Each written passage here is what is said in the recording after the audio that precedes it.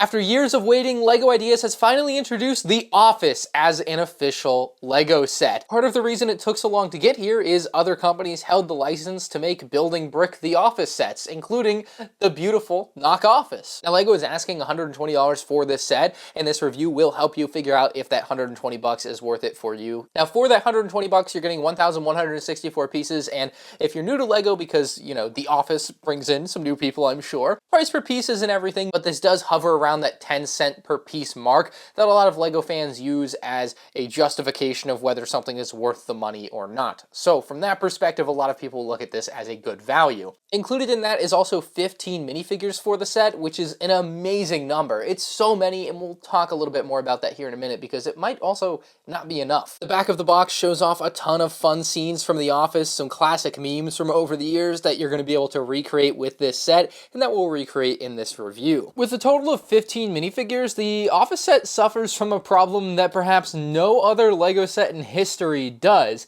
It simultaneously has too many minifigures and not enough minifigures. We'll start with the characters that are here. First up, Michael Scott with his $340 donation to science. Then we have Dwight Schrute with a Schrute buck. His hair perfectly parted, the sideburns, the glasses, everything's there on him. I love it.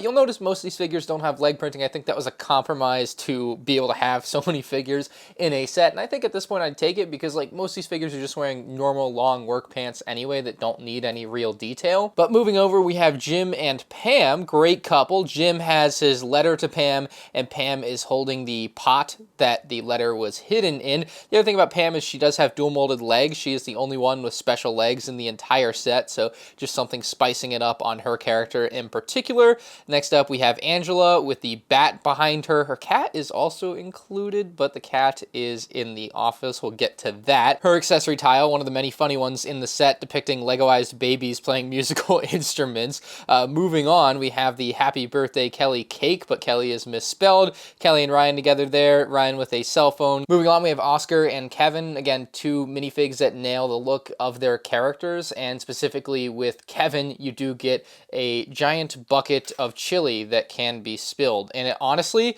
for something that is supposed to be spilled, I can't help but spill it every time I pick it up. It always falls out, so it kind of works out that way. Daryl's in his uniform and has the Terry's Diner takeout menu as his accessory. Creed, another perfect looking minifigure with the accessory being, I believe, mung beans. We have Phyllis, who looks, again, just perfect. They really nailed the Office figures. She's got her yarn. Stanley looks awesome there, looking rather angry with his crossword puzzle and his pretzel, of course, for Pretzel Day. His crossword puzzle does have the letters DLC on it. Finally, we have Meredith in her Christmas sweater and Toby Flenderson with a camera. But I did say this set suffers from having both too many and too few figures. Too many because not all of these figures have their respective space in the Office represented, because it still feels like we're missing characters like Andy, Aaron, and Jan, and there could be a whole CMF line of secondary Office characters made, and that would actually be amazing, and it's probably what they should do. Externally, the Office offers almost nothing. You wouldn't display it this way. However, it does have something cool here. In the small hallway leading into the door that leads into the actual office, we have the Dunder Mifflin Paper Company logo. It's just a nice touch out there. Now, the door here leads into the office easily by opening the door, and you could have your characters walk into the office, and perhaps they could perform parkour on the couch inside. There's also a fire extinguisher right inside the entrance. Moving further into the office, we'll find Pam's reception desk. I've got Toby Flenderson with his camera sitting right outside, and the desk does have a nice stack of colors to it, and this is kind of part of the build where you can see a lot of stickers shown through with the reception sticker, and then with a lot of the things on the wall, it's just all sticker details, which is kind of a bit of a pain as you're putting it together, but I think it does look nice when it's done. We do have the fax machine back here with a message from future Dwight to current Dwight not to drink the coffee. Looking inside the reception desk, you'll find a keyboard, a mouse, and the computer screen does actually have a sticker on it with details. The only thing I particularly dislike about the reception section is this coat hanger here, with the umbrella in particular being something that can just fall off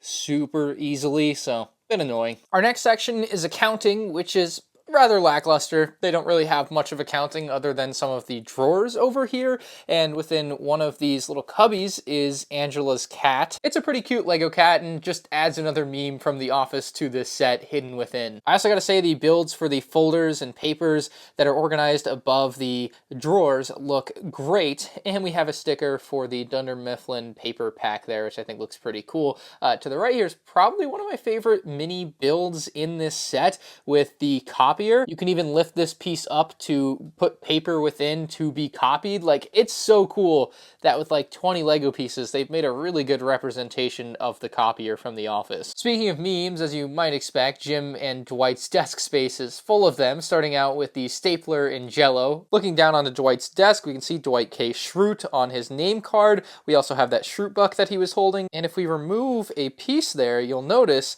there's actually a Lego sword hidden in front of Dwight's desk. That's not the end of Dwight's shenanigans because he has a ninja star hidden in a drawer too. Another small detail is him on the Schrute Farms bed and breakfast website, and if we remove his computer actually, we'll see the Froggy 101 radio station sticker. Jim's desk is a bit more bland than Dwight's. Pretty standard office desk for him. The other desk cluster has Phyllis on Bob Vance's website, which is a nice touch, and then if you didn't know, in the background of the office lot there's like a little nod to The Simpsons, and that is also represented here in Lego with that small little Lego baby head on white and blue for the Homer Simpson's color. The other two desks include an empty desk where Andy could have been if he didn't punch a hole in the wall. Interestingly enough, Lego does also include an extra brick that you could fill in the hole in the wall, so you have the option of having the hole or not having the hole. And then over to Stanley's desk, there's actually a fun hidden piece inside of the drawer. It's a Stanley nickel. It's pretty cool. Another nod to a classic Office moment here with the fire in the trash bin. We also have a very cool stapler build with two pieces there to create a stapler. It's nice. And that's everything for the main areas of the office. Outside of that, there are two more rooms, Michael's office and the big meeting room.